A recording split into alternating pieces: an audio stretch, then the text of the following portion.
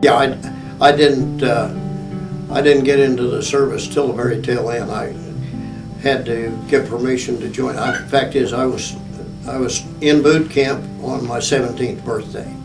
My dad signed permission for me to get in, but that was in March of '46, and actually most of the fighting was over at that time. We were technically we weren't at war anymore, but there were still some places that they were fighting out in the Pacific, and that's when I went in, and I was in time to get the World War II Victory Medal, although I never did anything for it.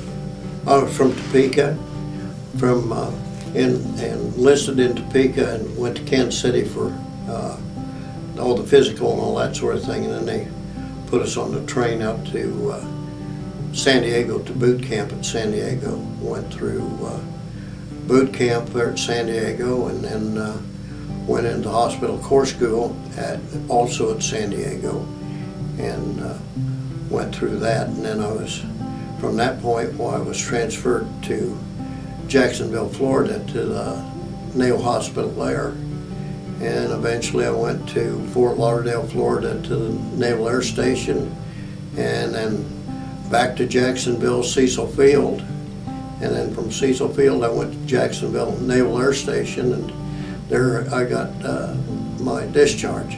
There were times when those people weren't too happy to have a lot of Navy people around, and I remember at one time the Navy decided to let them know what they were contributing to the economy, so instead of any of us getting our regular pay in normal currency, we got paid off in $2 bills. And I'll tell you, $2 bills just flooded Jacksonville, and people discovered that one heck of a lot of their economy was coming from the naval bases that were there. And it didn't take very long for that attitude to change about the Navy being there. Never went overseas. Tried to. Did my best to get overseas. Every time there'd be an opening, I'd go down and volunteer for it, and they'd say, yeah, turned you down.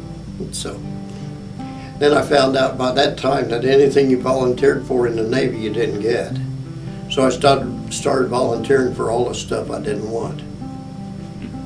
Then when the Korean War came along and I got recalled because I joined the reserve, I was able to keep from going to Korea by volunteering to go there. Oh, almost everybody, was wanting to get in. A lot of people were able to lie about their age and get in early, basically everybody was behind the war effort. There was not a thing like anybody shirking and wanting to stay out. I don't remember anybody that didn't want to help out. Anything they could do. At that time, everything was an adventure, didn't make any difference. In World War II, there was a whole different attitude toward getting in service. Everybody was interested in helping the war effort. And I knew I just was busted to get into service and couldn't get in until I was 17, and I couldn't get in until Dad signed. So I did a lot of things that before then. For example, with civil defense, I was a messenger, and I was assigned to an air raid warden to be his messenger in case that communications ever got cut off. And we used to, they used to have drills, and I'd get on my bicycle and ride out to his place and wait there and see if we had any messages had to be sent any place. And then I worked with the scrap drives in Topeka, while they were all-time running scrap drives for metal, and so I'd go out periodically and volunteer to pick up scrap, and we had truckloads of it. And people gave away a lot of really good stuff at that time, but they were trying to help the war effort. It's like, I remember one time there was a lady came out and she said, well, her husband had died and she had a bunch of guns and might as well give the guns to the scrap drive. So that we had a whole bunch of guns came into the scrap drive from her. And at Gage Park, they had a couple of World War I cannons, and those were turned over to the scrap drive. So it was, anything they could do to get metal. Of course, almost everything was rationed. They encouraged you to have a victory garden so you'd grow your own food. But if you bought canned goods, you had to have blue points to buy canned goods. And I don't remember exactly how all the point systems went, but I know blue points were used for canned goods, red points were used for meat, you had stamps for sugar, you had stamps for gasoline. There were 3 kinds of gasoline stamps. There were A stamps, B stamps, and T stamps. And as I recall, an A stamp got you 3 gallons, and a B stamp got you 3 gallons, and a T stamp got you 5 gallons. But that was like for a week's allowance. So you had 3 gallons. I had a friend that had a car. He could almost get to the gas station and home because it sucked in so much gas. But all of those things at that time, of course, we got better gas mileage. I think my dad's Model A, I know, got pretty good gas mileage, and he had an A stamp. People that had used their car in business got a B stamp, and that gave them more gas for the week. So I think between an A and a B, you had about 6 gallons a week. And then a T stamp was 5 gallons, and that was for trucks. Then, my grandmother had a fuel oil furnace, and she had fuel oil stamps. And I don't remember how much fuel oil she could get on a stamp, but she had fuel oil stamps that she got. And I don't remember anything about the sugar stamps other than the fact that we were limited on the amount of sugar you could get. And of course that was kind of at the point where the black market came into play, because you could buy some of this stuff without rationing stamps if you were willing to pay for it, and you never ask any questions about where it came from. And I know some of the meat at that time we swore was horse meat because it wasn't going through the regular red stamp process. And another thing that we had at that time was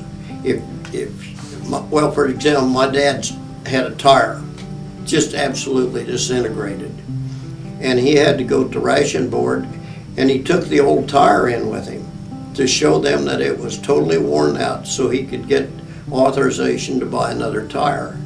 So things were pretty tight on some of those things. Well, yeah, you have points, like red points and blue points and stamps, but that wasn't really the currency. You had to have those in order to buy. So you still bought the gas or whatever it was with the regular currency, but you had to also supply them with the right amount of points. And like the blue points were, they were little fiber discs that were blue, and they had a number on them, like 1 or 5. And if you buy canned goods, they'd tell you how many points you needed in blue, and you'd have to give them those. And the red points were little fiber discs that were red and had these numbers on them, and you had to supply them with those when you bought your meat. I remember that if you saw a line any place, you got in it because they were selling something that was hard to get a hold of. So you might get in a line that had cigarettes, and you buy whatever kind of cigarettes was there. And you might get in a line that might have nylons in it, so you buy a nylon or whatever it was. And so basically, that people were just willing to do that as a war effort. A lot of the fellows I had gone to boot camp with ended up going into the Pacific, and there were still some islands over there that had Japanese holdouts in them so they were fighting. And I know for a while I kept track of some of my buddies that were stationed in the Southwest Pacific, and they were still fighting over there. That's when I was trying to get sent over there. I thought, but hospital corps, that's a funny thing. Hospital corps doesn't get issued any arms. You're you're not supposed to carry arms. So I still wanted to be over there. Almost everybody was happy that it was over with. It's one of those kind of mixed feelings things, you know. I want it to be over with, but I didn't get to do what I wanted to do. So, but basically, you know, everybody just kind of took things in stride and said, you know, I always remember a fellow that had been the executive officer on a destroyer that I knew, and when he got the radio message from the radio officer said that the war was over with, he took it to the ship's captain and handed it to him, and the ship's captain read it and said, "Good, now we can have inspection in whites again." Because all during the war they didn't have inspection in whites. And everybody was wanting to get a car because, you know, they'd gone on out of production on almost all cars, and everybody was wanting to get a car as soon as they could.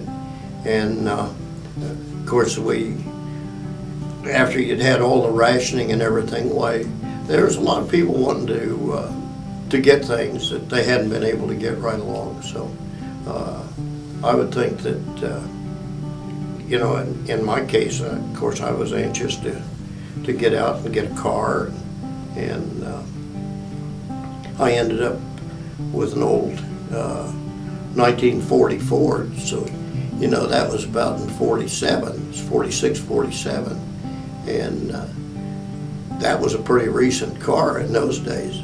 42s had been about the last model that they made, and then I think they started back in 46. So that was one of the things that people seem to be after, is to get those old cars out of the way and get new ones. The country's doesn't seem to be behind any of the conflicts we get in now, and I don't know. The attitude that we were attacked at Pearl Harbor, and that it was what they called a sneak attack, but that kind of brought the country together to try and bring that war to an end in a hurry. And of course, there was tremendous war effort. There were people were working in defense plants, and at that time, a lot of women went to work, because prior to that, a lot of women didn't work out of the home. You know, they were at home and took care of the home. But when the war came along, well, there was a tremendous amount of manufacturing and war production that women went on into these lines. And, you know, it used to be like a song, Rosie the Riveter, you know, the gal that went to work riveting airplanes together, and things like that. Everybody seemed to be behind that, the war effort then. It was just a whole different attitude on the part of the country. 9/11, nobody could identify who the aggressor was. You know, we're told one thing that says it's Iraq, and then they turn around and find out that almost all of them are Saudi Arabians, and there was no particular country that had attacked us. Where in Pearl Harbor, Japan had attacked us, and you know they had a full-blown war machine that was, and their fleet came after us. So there's just a whole different attitude there. I don't even see any similarity in the two attacks, or the way that it was portrayed to the people. I think it's a real prideful thing to say, you know, that I was willing to serve, and that I was really behind the country at that point, and you know, not waving the flag or anything, but you know, there was just a lot of pride in wearing that uniform. Some of the military units were really units that stayed together the whole time in service, but if you weren't assigned to a ship, there wasn't the bonds built that within the units that, well, I wasn't in a unit particularly, I was at this hospital and I was at that hospital and at that Naval Air Station, but I wasn't part of a squadron, I wasn't part of anything like that. And I know there's a lot of these outfits that have reunions of their old group getting together. Well, I didn't have an old group to have a reunion with and get together.